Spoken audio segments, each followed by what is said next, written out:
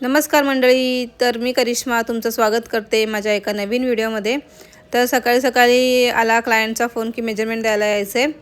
तर ते त्यांचा अगोदर एंगेजमेंट होऊन गेली। तर एंगेजमेंटचे हे 2 ब्लाऊज मीच वर्क केलेले आणि त्यांच्या बहिणीचं सुद्धा आता ठरलंय, तर त्यांना सेम वर्क करून पाहिजे। तर तेच बहिणीचे पण देऊन गेले आणि लग्न पण त्यांचं लगेच आहे, तर लग्नाचे पण कपडे देऊन गेले ते। आणि नंतर मी घेतलं बाबूला भरवायला। माझा बाबू आहे ना, त्याला किमटीची सवय काही मी लावली नाही, त्याच्यामुळे तो मस्त चपाती भाजी भाकरी वगैरे सगळं खातो।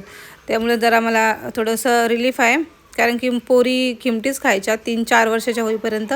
नंतर इकडे मी पण माझा नाश्ता करून घेतला आणि इकडे डॅडूनी केली बाबूची अंघोळ आणि आम्हाला अंघोळ केल्यानंतर अशी नवरी व्हायला लागते।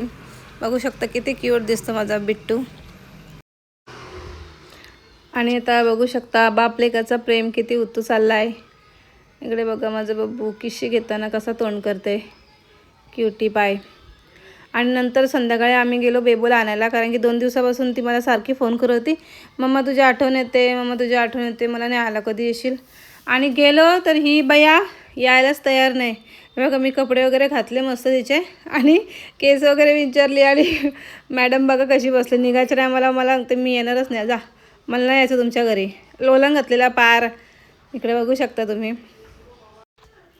आता आहे ना डॅडू तिला काय काय म्हणजे सांगत होते, तुला हे घेईन ते घेईन, कारण की आम्हाला हिला घेऊन जायचं होतं पनवेलला ब्लाऊज द्यायला। पण नाही, तिला किती कशाचे फूस दिली पण ती काय मात्र ऐकली नाही।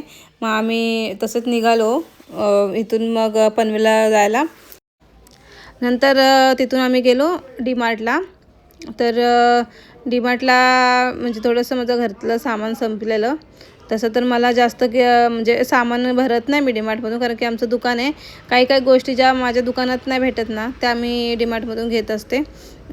तर तेच असं किरकोळ सामान, एवढं काय खास नाही घेतलं।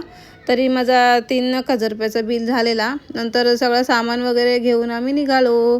नंतर टेलरकडे ब्लाऊज वगैरे देऊन नंतर आम्ही आलो घरी। नंतर आहे ना घरी येऊन आहे ना खूप वाजलेले, जवळजवळ 12 वाजून गेलेले।